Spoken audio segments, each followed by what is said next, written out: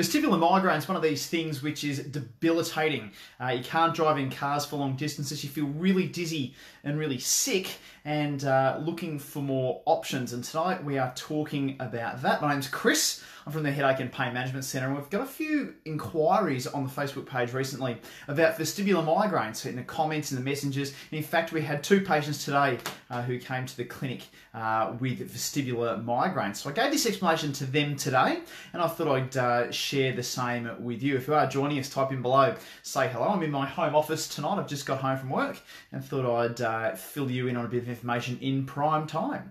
So vestibular headaches and vestibular migraine. So these are associated with symptoms like dizziness and nausea, and they're thought to be associated with the vestibular system. So the system inside your ears that keeps your balance in check. Now, quite often when you are diagnosed with vestibular migraine, it's actually based on a symptom-based diagnosis. So, you know, you're very dizzy, it feels like the world's spinning. It's episodic, so it comes on and then you're back to normal again. And sometimes it can actually feel like you're a little bit dizzy, you're just a little bit off all the time. So this can be really, really debilitating because there often isn't some pain with this. It's often just dizziness and these sorts of things. G'day, Julian. Good to see you there, buddy.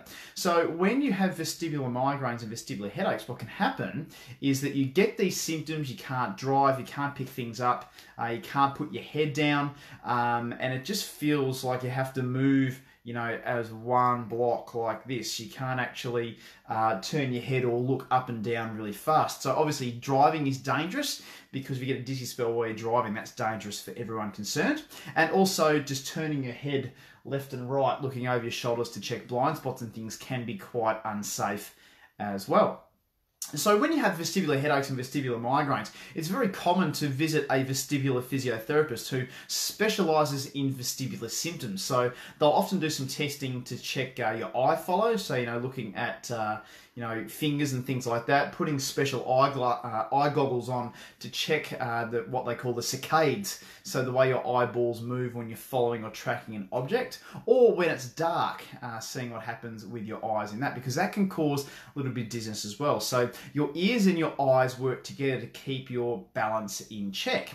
However, what's not often recognised or is forgotten when it comes to dizziness, nausea, and these types of symptoms is that the neck can cause them as well. So when you have vestibular headache and vestibular migraine, if you've been diagnosed with that by a neurologist, it often you can often get some medication, you know, your Stemitals and all of these other medications that can sort of wind the dizziness and nausea down, and you may even be sent to a vestibular physio for assessment. But what happens if the MRI scans are clear and all the vestibular tests are clear, but you've been diagnosed with vestibular headache or vestibular migraine? So what you actually need to do, and what we see in our clinic, is people with neck related symptoms or need their neck checked to see if the vestibular, you know, dizziness, nausea type symptoms, the symptoms that are being attributed to the vestibular system are being caused by something else entirely, that being your neck. So when you have vestibular headaches and vestibular migraines and everything else is clear, then you need to have your neck assessed. Now the reason why is because when you have dizziness and when you have nausea, it's basically your brain's way of saying that your system that balances you out, that keeps your eyes aligned with the horizon and with gravity, isn't working optimally. And you've actually got three systems that do that: your vision, your vestibular system, and also the muscles in the back of your neck, which tell your head where it is in space. So if there's something happening with those muscles or something happening with those joints in the back of the neck, it's giving a bit of a signal there. G'day, Damien, good to see you, buddy. When you have those signals going into your brain, so from your neck into your brain, and those signals are a little bit off, so, you know, the muscle's a bit shorter than normal, the joint's giving off more signal than it should be, or it's sensitized back there, so it's, you know, hearing the wrong volume. Often the brain can be tricked into thinking that it's something to do with your vestibular system or your visual system, when as a matter of fact, it's actually your neck that's causing it. It's almost like winning the opposite of Tats Lotto, because normally if you have a stiff neck, all it feels like is a stiff neck.